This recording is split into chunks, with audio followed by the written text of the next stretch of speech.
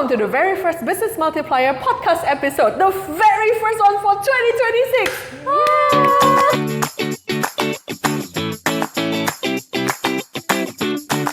2026. Today's episode is how to scale your business without working harder. Your action plan blueprint for 2026. Now, most entrepreneurs talk about growing and scaling their business, but not many of them will talk about the hidden cost and suffering and pain that comes with it. In the past 7+ years, our team at Business Multiplier have coached more than 100 businesses on how to scale their business, multiply their revenue, and build a team that can run the business so that the bosses don't have to suffer all the time. And today, we're going to teach you something that business owners don't realize. How to scale your business in 2026. Without having to Work more. Burning out. or being the bottleneck of your own company. So team, we hear this all the time. A business owner comes to us and then say, I really want to grow and scale my business, but I feel so stuck in the day-to-day operations. Where do they get stuck usually? I think most commonly we find that a lot of business owners are that one person that everyone relies on to make every single decision. And that's the reason why they feel really stuck. Governance is another issue. So usually without proper systems, no proper SOPs, we face a lot of decision like bottlenecks. So the founder's involvement in every single thing is quite critical. Everything falls down when the founder's not around, basically. Yeah, and this problem is not unique to companies that we imagine to be like struggling, right? So even those that are profitable, sometimes they have cash flow issues, and that means that the founders start to get really involved in the day-to-day sales because they feel like I need to fix this issue, and they become more and more glued to their chair in the office. And to compound that problem, marketing stalls, right? So the thing about the age that we live in, speed to market is key. Volume in terms of your campaigns hitting the market is also key. But when the founder is involved in everything, again, that bottleneck that I talked about, nothing happens. And once that top of the funnel starts to stop because you're no longer focused on marketing, your growth suffers. Exactly, and that is why, in fact, the data shows that a lot of businesses in Singapore are still only having less than 10% profit margin. At the same time, the bosses are easily the busiest person in the company. So poor thing. Run business so tough. That's why today we are talking about how you can still grow and scale your business, and at the same time you can step out of the day-to-day running of your business so that your team runs the business and not you. So how are we going to do this? There are 5 parts to our Business Multiplier 2026 Action Plan Blueprint.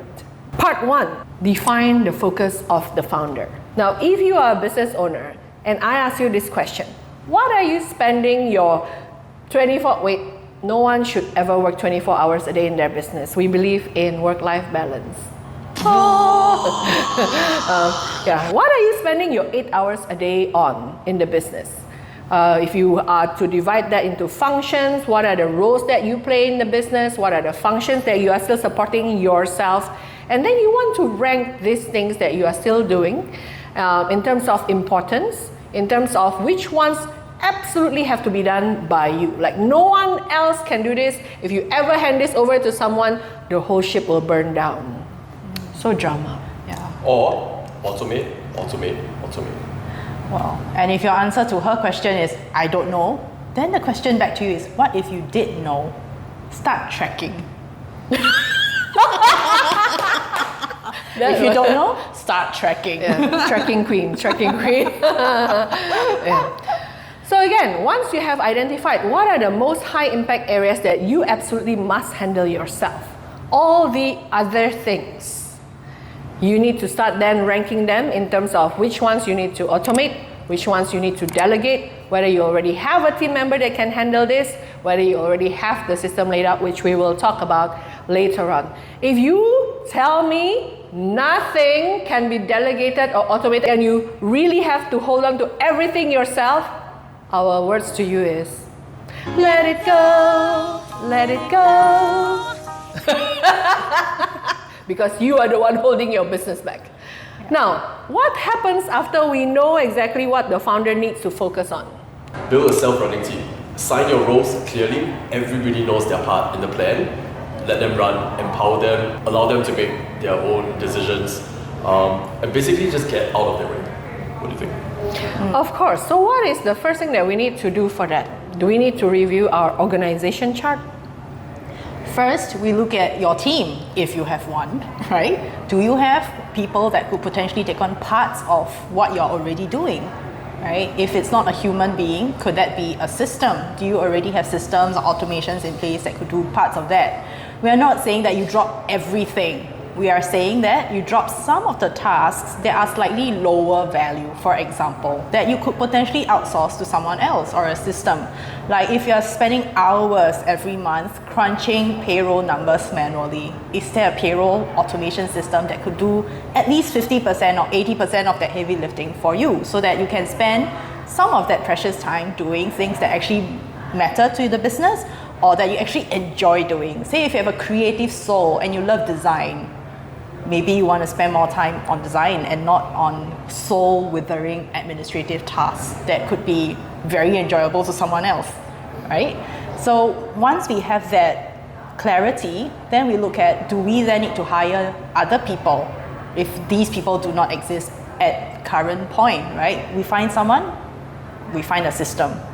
And that all takes time. So we're not saying you're replaceable overnight. We're saying that this will take some time, but it can be done. So if you feel like you're stuck because I hate admin, you can get help. It doesn't have to be this hard. And once you delegate, the idea is you set clear, actionable KPIs or measurable outcomes for the members who are responsible for those things, so you don't become the micromanager that's breathing down their neck. Because guess what? You don't save any time that way, and you actually incur a lot more angst for yourself because things are no longer being done the way you would have done it. But if the outcomes are met, why not? Once upon a time, one of our clients, having been in business for 20 years, they are still very trapped in the day-to-day running of the operations, doing seemingly endless administrative tasks like approving warranty requests, approving leave application, all these things that accumulated together takes up so much time. After 20 years in business, do you still want to be doing all these little things?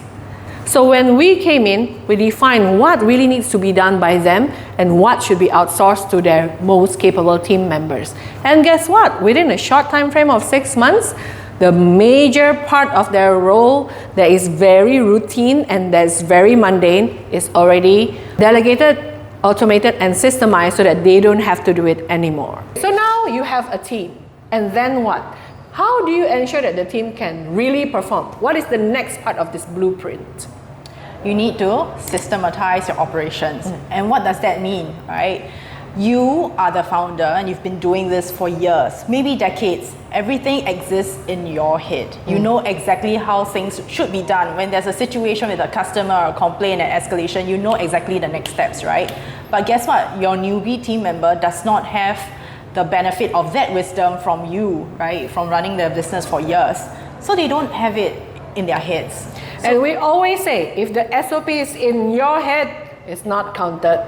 Does not exist, unfortunately, right? So document SOPs. Think about if I were new to the job, how do you come up with a dummy proof guide for me, such that even if you are not there, just by reading the document, it's as though you are sitting there going through it with me every single step of the way. Now, there are some tasks that the SOPs will be very helpful, right? But there are also workflows which can be automated where possible. For example, if you need to automate like reminders to your clients or for appointments, let's say you have clients who book their appointments with you, and you find that this is something that you do every single day. You are sending out like WhatsApp message or email reminders to these customers to say, hi, so-and-so, you have an appointment with us tomorrow at this time. And you find that that actually takes up quite a fair bit of time. Is there something that can happen for this to be automated? So you don't even need to come up with an SOP or find a human being to do this, right? And once you have these things in place, we want to monitor performance. If it's a human being, dashboards, for example. What's the turnaround time? How productive is this person, right? Similar with your systems, right? Is there any uptime, downtime? What's the turnaround time? What's the response time? What is the lag time or latency? So these are metrics that we want to think about when we talk about monitoring performance.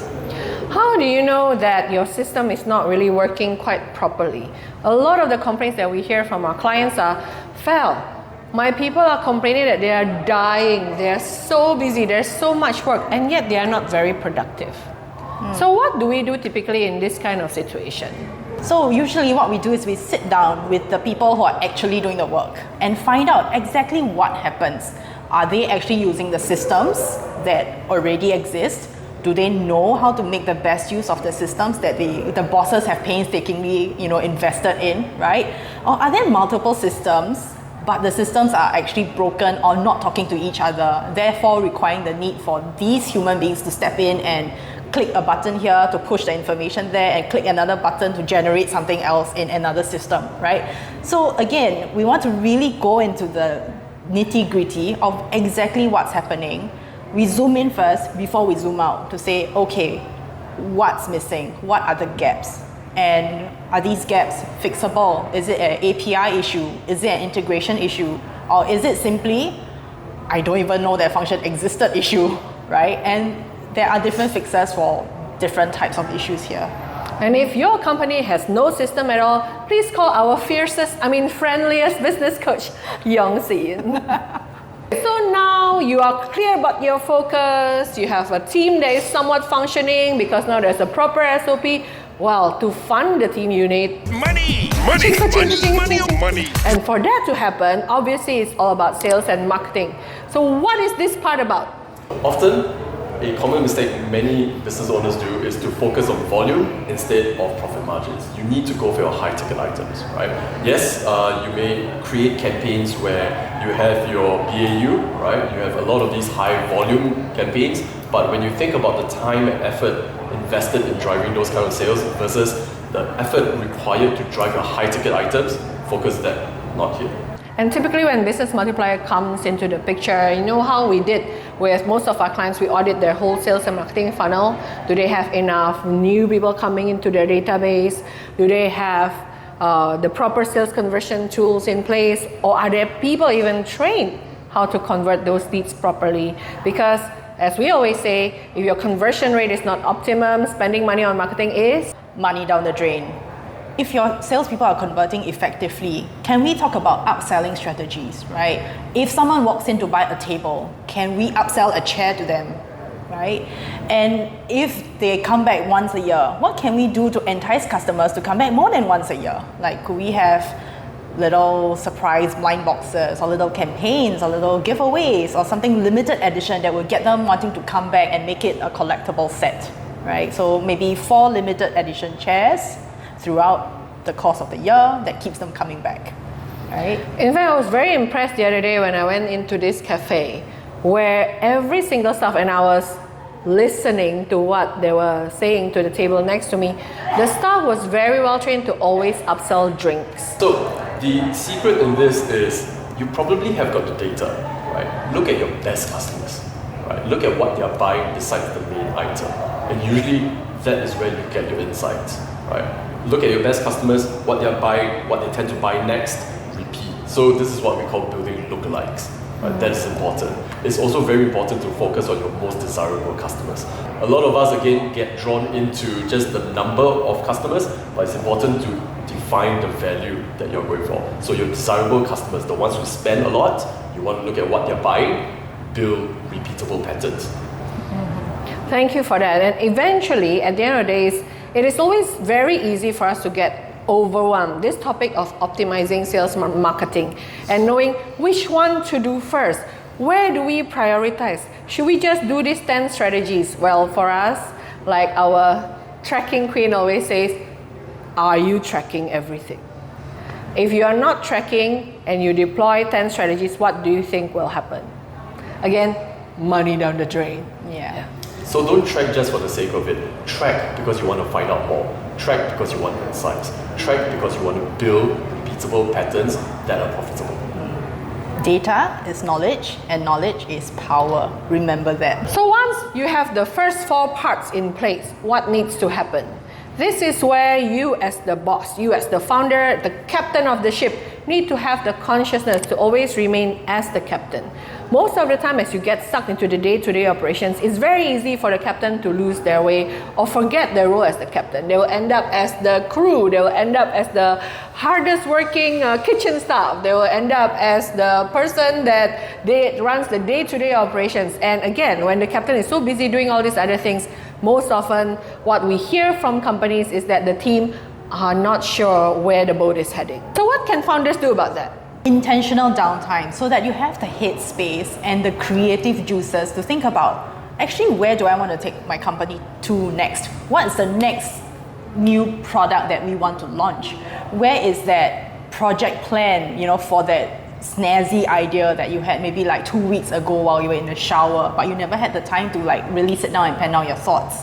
That's where your ship is heading, and it's precious time to allocate so that you can really chart out the next course for your business. Now, the sad truth is, nobody's going to be thinking about your business except for you. You're so busy day to day running your business. Who is going to chart the next course for you? It's you, which is why you need the downtime. And what happens to a boat where it's just going round and round without a clear direction? Flips over. So looking at all these 5 parts, we just have the 3 questions for you. What, who, how, which is What's our first move? Who owns it? and how do we make sure that you can scale your business smoothly without that over-reliance on you? Well, if you're watching this and you're like, I don't think I have the answer to any of the questions that you just asked me. Well, if you're a business owner in Singapore and you want some help or a customized strategy to help you with scaling and growing your business, feel free to book a complimentary call with us by going here.